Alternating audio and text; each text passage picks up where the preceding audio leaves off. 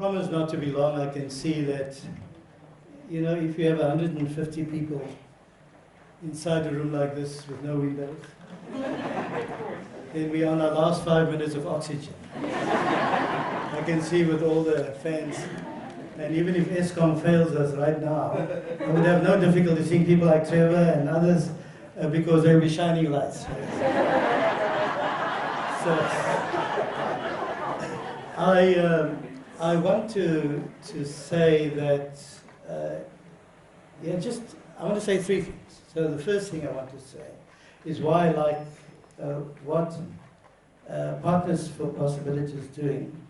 I'm not going to go over, I made some notes here based on what I've heard today, but I'm not going to do that for the sake of time. So let me say, number one, I like it because it focuses on partnership. So that's obvious. So now what's partnership about? You see, for me, partnership has got to do with dreams. We all have dreams, each one of us. Problem is that some of us die with our dreams. It's not sufficient to have a dream. You have to find a way to empower your dream. And the only way to empower your dream is to work in partnership with others who share that dream. So Louise has a dream, and a dream that is shared by many of us here today. I have to say, you know, I didn't have to say anything to be inspired. I can just be here because I have a keen sense, not only from this wonderful group of people up front here, but from the audience, that all of us are bound together by one common purpose, and that is to see an improvement in the quality of education in this country. And that's why I'm inspired. I can see that I'm amongst kindred spirits. And at the end of the day, as both Trevor and others have said, Brian, that it's about nation building. This is at the heart of what we're doing. So partnership is important because it helps us empower our dream. The second thing, you know, I've learned, as Louise said, I was involved in the education, Business Education Partnership Network, which is an international network. I was the head of that. And that's that conference that Louise spoke. And I say about partnership, it's not about how I can help you and how you can help me. Trevor said that. I think it's very true. But it is more important to ask. I'm not saying that's not important. Of course it's important. But the more important question is, how can we do together what we would not be able to do by ourselves? And that is, to me, a very important thing about partnership.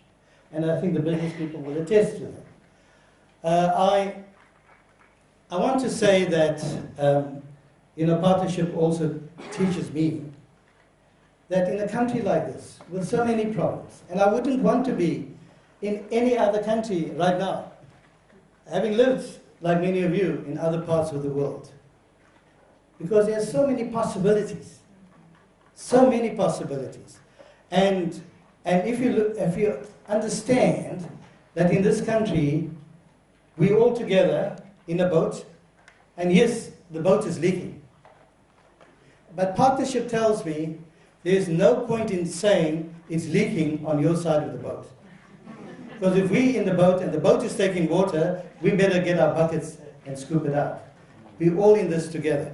And then finally, you know, about partnership, I want to say that I've learned in life, and I'll come back to Trevor in a minute and Brian, but I've learned in life that none of us are as smart as all of us.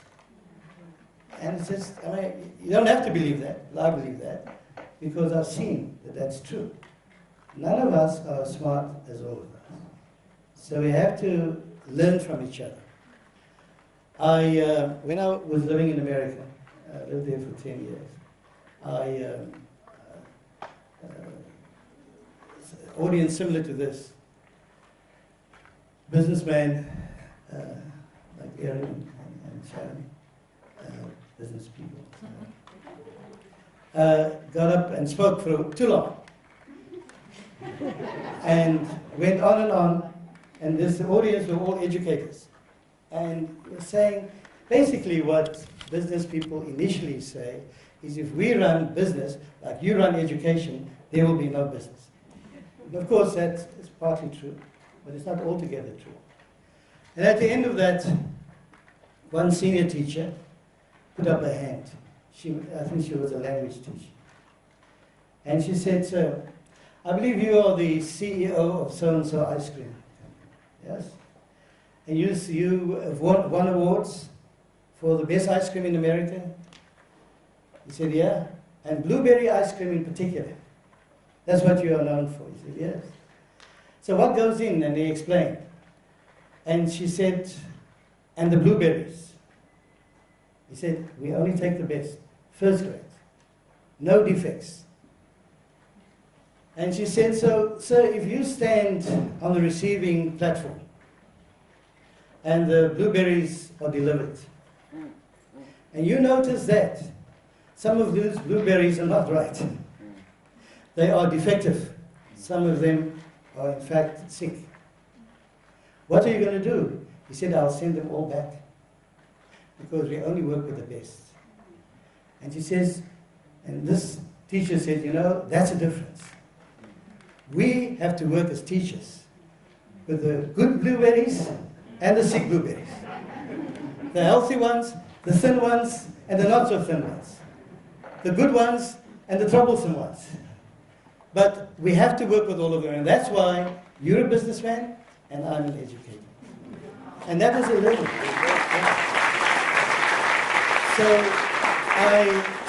So let me quickly go on to my second point. The second point is about leadership. You know, here I want to say, one of the biggest challenges as a teacher, whether it's at school or higher education, is to have a real leader in your class. I'm not talking about a troublemaker. Trevor called himself a troublemaker, but he's a real leader. He's always been, in my sight, one of the true leaders of this country. And I saw, it was a higher education class, yes, and I did try and teach him mathematics. But it's very difficult to teach somebody mathematics that's more interested in his motorbike and driving it up and down the stoop. I was wondering if there are better roads that you could. But there was another interest that he had, and that was mobilizing people. And to me, that is what leadership is about. It's about mobilizing people not only to face their problems, which we had many, and during the time Trevor was a leader in higher education, those were difficult days. It wasn't easy. You had to stand and stand alone. It was courageous leadership. But it was not just about helping people to face up to their problems, but helping them, as Louise would say, living into the possibilities. And to me, that is important. Another one is Brian O'Connell. I was a student with him at UWC, and I always admired him for being one of those very interesting and unique people that represented the province in 3 different sports. I know cricket was his main one. The second one was soccer. The third one was badminton. Badminton? Yeah. So all of us admired Trevor, although I was a science student, he was a history student. But this was something, and when I came in here, I said to Trevor, now, what are you going to do beyond UWC? What did I say? Sorry. I know it's oxygen. So, I've got 1 more minute, I think. I've never passed out during my own talk. But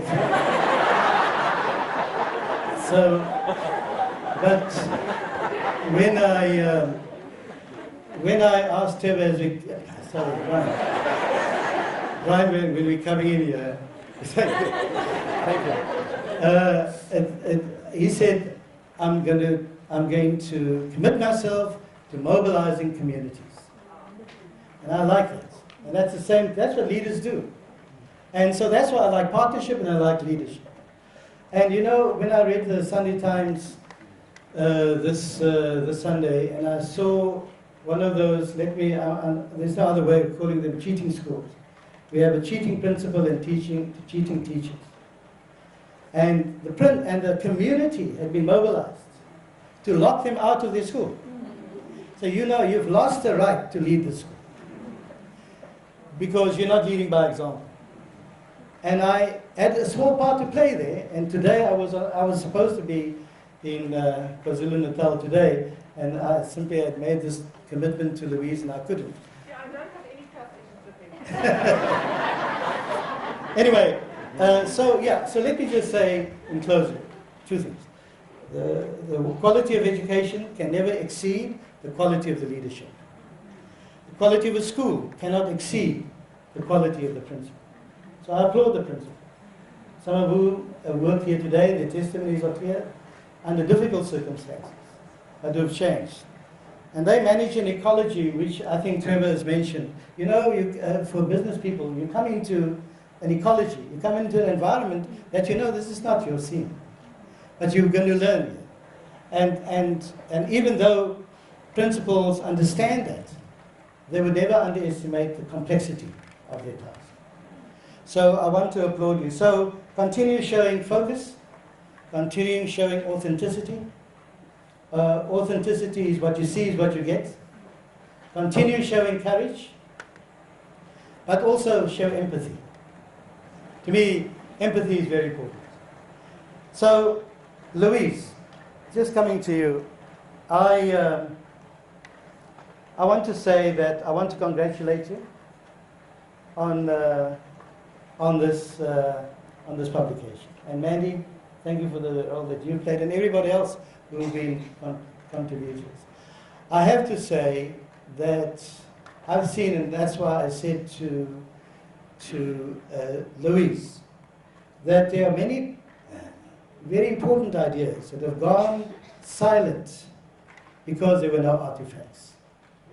And I've been involved once while I was at the University UKZN, then University of Natal, with a project similar to this called Projects Speak for Themselves. So if I gave this book a different name, it would be Principals Speak for Themselves. Principals and business people speak for themselves. These are their testimonies. And I think it's very important. Louise speaks a lot, and she's a bigger expert than I could ever be on complexity.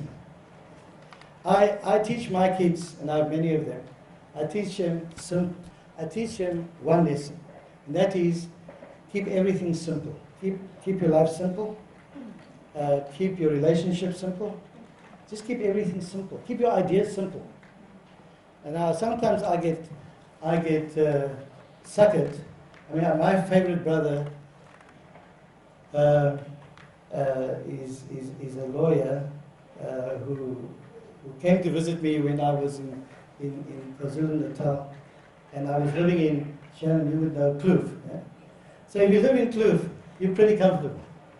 So he says, John, your problem, this is my favorite brother, he says, your problem, he said, you have to reduce your standard of living to increase your quality of life. I said, oh, that really sounds good. Since you're my favorite brother, I said to myself, I'm going to quit my job at UKZN. I'm going to come back to the community where I lived. I bought the house where I grew up in Athlone. I live there. I wake up there every morning, even now. And then I went to visit him. And he lives in Linwood Road in Pretoria East. And there, this man that gives me all the advice about making your life simple lives in this mansion. This huge mansion. I said, who's the sucker here? But it didn't remove my commitment to say, keep it simple. And somebody has said, and with this I close, is that there are two kinds of simplicity. You know, there's a simplicity on the near side of complexity. You're complex. Somebody said, I won't give a fig for that. There's a different kind of simplicity. This one that's on the near side is called simplistic. I think apartheid was like that. Apartheid never dealt with the complexity of this country. Right now, I'm not discouraged because all we're doing is dealing with the complexity of this country. So there's another simplicity on the far side of complexity. And that is profound. And so when I sat and listened to Louise I said, you know, I know education is very complex. When I sat and listened to her. But, you know, I'm worried about my critical competencies, because I'm not disagreeing with anything she says. I normally disagree, because they were powerful ideas and profound ideas. And so there are people who believe that you can understand the world. There are philosophers that believe, many of them, it's a whole field of philosophy, that believes you can understand the world through analysis. I actually am not one of those. I'm not a philosopher, but I don't believe that. I'm much more aligned to the philosophy of Albert Camus. Albert Camus, who many of you may know, is an Algerian philosopher, says that you can't understand the world through analysis. You can only understand the world by looking at all the possibilities. And so you go to a playhouse and you look at the play. You go to a movie theater and you understand they're all part of the possibilities. And this book is not an analysis. It's simply people telling their story and giving us all the possibilities. So good luck.